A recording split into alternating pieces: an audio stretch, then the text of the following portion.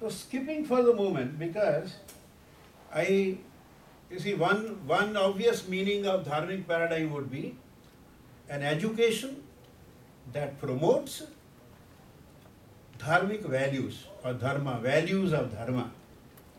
So an education system that promotes values, an education that produces virtuous men and not successful men. The problem is, I don't think this world today needs more successful men. I think we need more virtuous men. So a system, and our good friend Aristotle, in his book on ethics, Nicomachean Ethics, he says that the difference between education and law is that education makes good men and law makes clever men.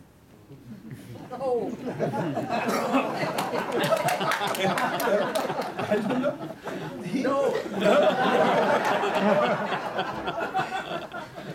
He hadn't met Nanda. Otherwise he wouldn't have made that statement.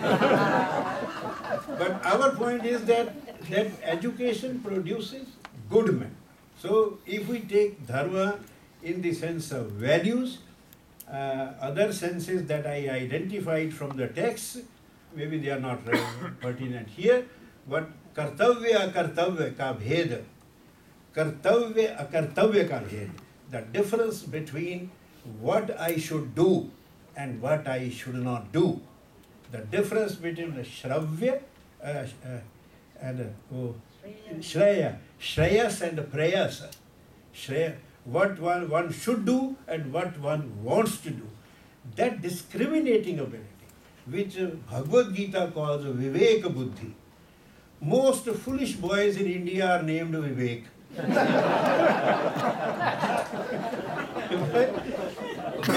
Vivek, that discriminating ability, is part of dharmic training. So your education, in one sense, in that sense, if you take the first sense, a system of education that produces people who are aware of values, who can make a distinction between right and wrong, and who develop an ability and strength to do the right rather than wrong. You see? Because remember, we all know that the planet Earth and the mankind has been damaged by educated people. You see, those Vanavasis, forest dwellers in India, who live in forests, they don't cut trees and unnecessarily, they don't burn forests. You see, it is the educated people who do the most damage. So we have to sort of have other kinds of rather de-educated people who are trained more in terms of values and all that. And you see it is very relevant because in India, our education, university education, college education in India, there is no room for values. You see, I was telling somebody that people, what will happen to a society where the best minds opt for commerce and worst go to philosophy. And that is what is happening. And nobody talks of values. The problems in India is also more complex because if you want to start teaching values, then where do you find values? You find values in Bhagavad Gita, you find values in Charak Samhita, you find values in Puranic stories, and then that becomes non-secular. So it is better to be secular than to be virtuous. So let the students grow up as secular children. So we have that elements is there. But also we do teach values. In any case, every education teaches values. Modern education teaches certain values. For example, it teaches people to compete. It teaches people to put their best foot forward, to succeed as best as they can. The only question that you can ask is, whether these are the values that education should teach. But values are taught. Which values are taught? That is the problem. So coming to the other, these more important, the second part, that dharma is a word for a belief system which has been called Hinduism in 200 years and which was called Hindu 11th, 12th century onwards. We have to think whether that is the right word, Hinduism and all that for that. Because those who are, I think most of us do keep going to India and are aware of what's happening there, Hinduism has now become exclusive. So people are opting out of it. Sikhs say we are not Hindus. Jains says we are not Hindus. And Buddhists say we are not Hindus in that sense. So maybe the term Hindu is problematic. All the four systems that your Noble Foundation is working on, it stems from a basic root. You see, there is a basic root. After all, Lord Buddha, when he was asked whether God exists or Atma exists, he didn't say no. He said, Ati Prashna, extreme questions. We can neither say yes nor no. Let us attend to the practical things. And every Bodhisattva in his previous birth was born in a noble Brahmin family. You see? So the oppositions are not there, but they begin to be seen when we start defining that belief system in a particular way as Hindu or Hinduism or something. So, in our introduction to the Encyclopedia of Hinduism, I wrote a long introduction, and where I said that there are two knowledge cultures. And this is not meant as a criticism or any kind of any judgment, but because all constructs are to help us to understand things. So there are two knowledge cultures. One you can say Middle East and one India. You call it Abrahamic, you call it Vedic, it doesn't matter.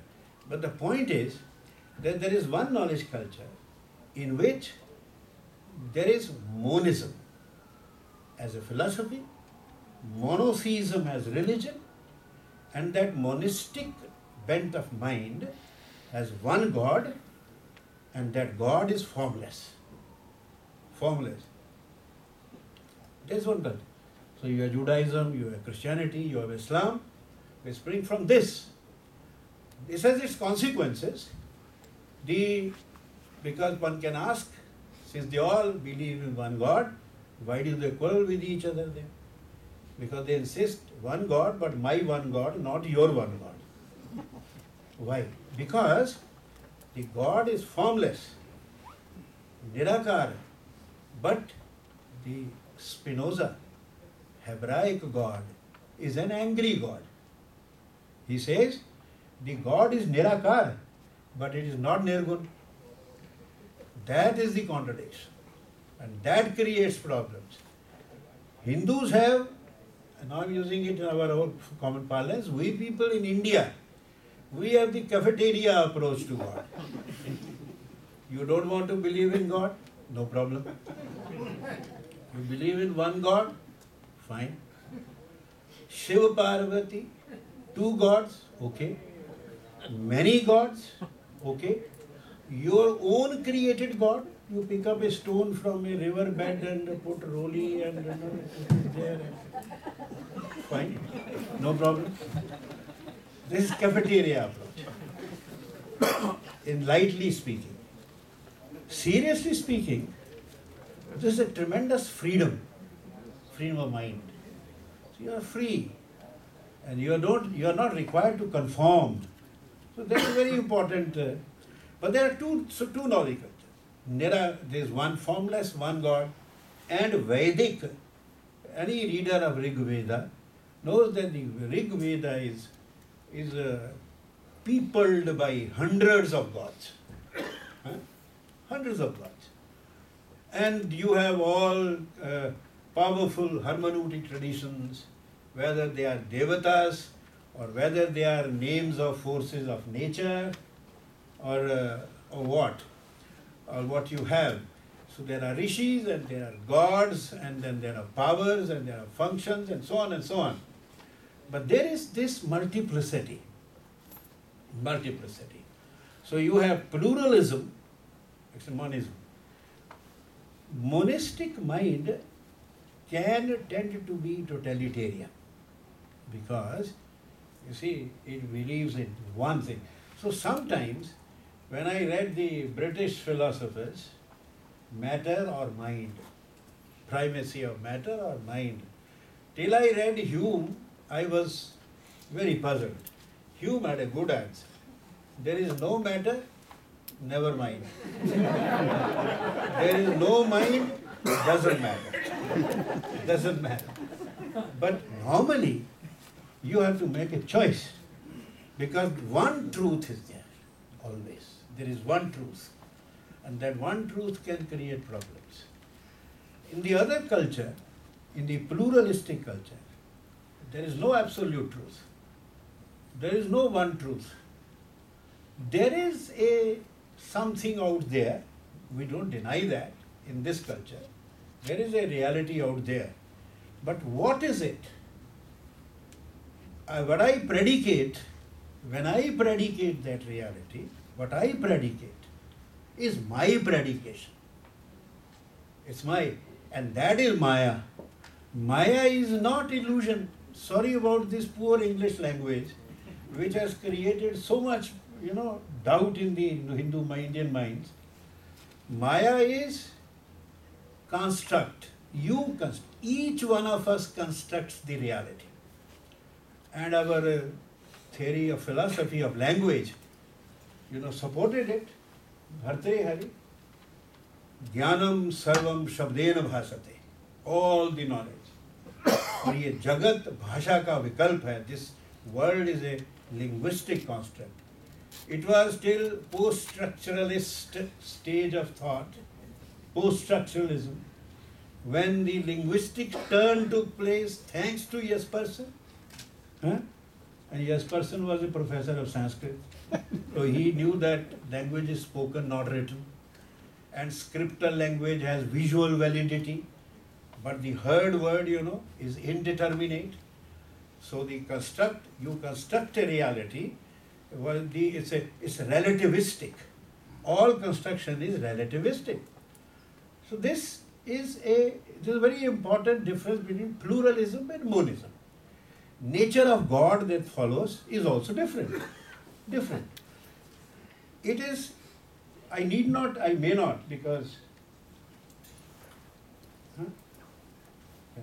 you see, I need not really go into details, but it is the drivers of the two knowledge cultures that generate different understanding. And when our Indian students are taught sociology or politics or other subjects whose sources are from Anglo-American or Western world, then our Indian students feel a conflict because at home the mother says, don't you know what is your duty? And you behave like this. And he goes to the college and the political science teacher says, your fundamental rights. So the fellow is caught between rights and duties. This kind of, you can trace this kind of conflict across disciplines. So because the drivers are different. For example, pluralism, monism, one God, several gods, formless God. We have formless God who is also attributeless, nirguna. We have God with form, sakara, who has attributes, sakara, saguna. So, but you can't cross the categories. You can't have a formless God who has attributes. So people like Tom Paine, 19th century, 1795, Age of Reason. So his critique of the whole system, I I know for certain, even today, the British students of English literature are not able to happily accept Tom Paine when he critiques, the statements that are made there. So this is then reality. It follows from this. You see, God is the creator in one knowledge culture, and He is outside the creation. So when He is outside the creation, so the creation, nature is not sacred. So nature can be bent to man's purpose. Descartes, on Method, 16th century, the goal of knowledge is to bend nature to man's purpose. Because God is outside the creation, but Brahma is in the creation. He is not outside the creation. And therefore, because He is in everything, so everything is sacred. Every insect, every plant. So, an Indian unspoiled by modern education will hesitate to kill even a cockroach. Try to, shoo it away. Huh? Or he'll have difficulty. Of course, when he gets educated, then, he is very, very decisive. So he can bring those things and drive them away. But 80% of Indians even today, because everyone has a right to live, because Brahma permeates all. Brahma, I must say that because it is one of the very small, little understood concepts, in the Vedanta, it comes at the end of 6 ontologies, beginning with Mimamsa, and in the Sankhya, the 25 ontological, 24 in Vaisheshika, 25 are divided into 2, Purush Prakriti, matter and energy, and then Vedanta realization that energy exists in matter. It's not independent of matter. So Brahma is energized matter. So this whole universe is energized matter. The word is telltale, Brahmanda, elliptical, Brahma ka roop hai. And elliptical is the shape of the cosmos. And it is Brahma because energized matter. And all the forms that we see, we are all forms. 100 years ago, none of us was here. And 100 years from now, none of us will be here.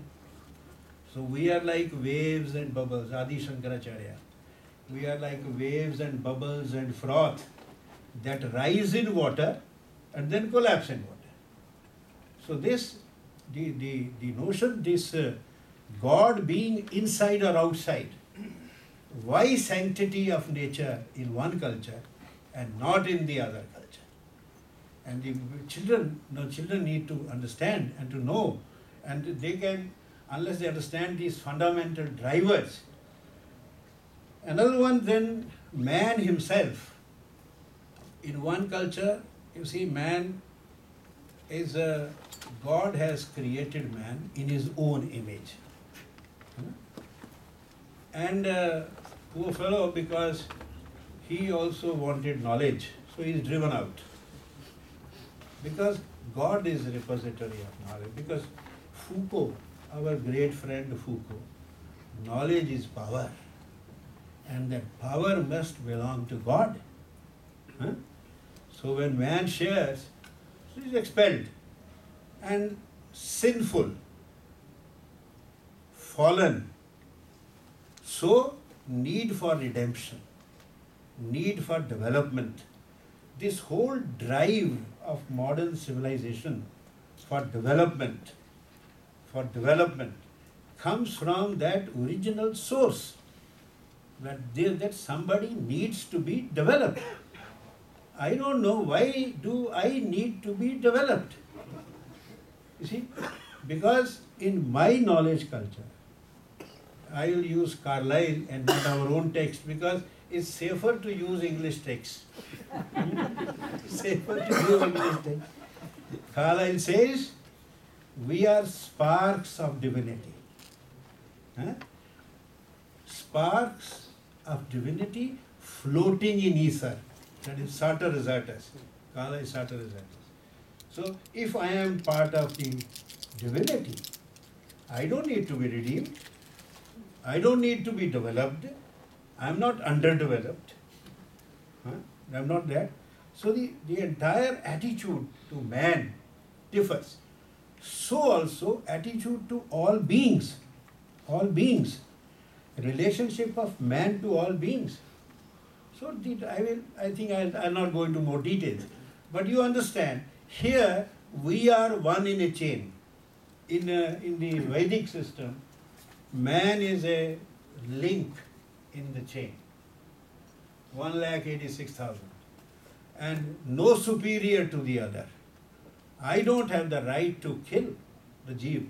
People are talking of human rights these days. But our culture has talked of the rights of a jiva. Madam would know Buddhism, ahimsa, Jaina, ahimsa. The right of jivas. Why only human beings? Right of the jivas to live. So other beings are mad. And finally, I think we are idolatrous culture. No problem, as far as I am concerned, there is no problem that our knowledge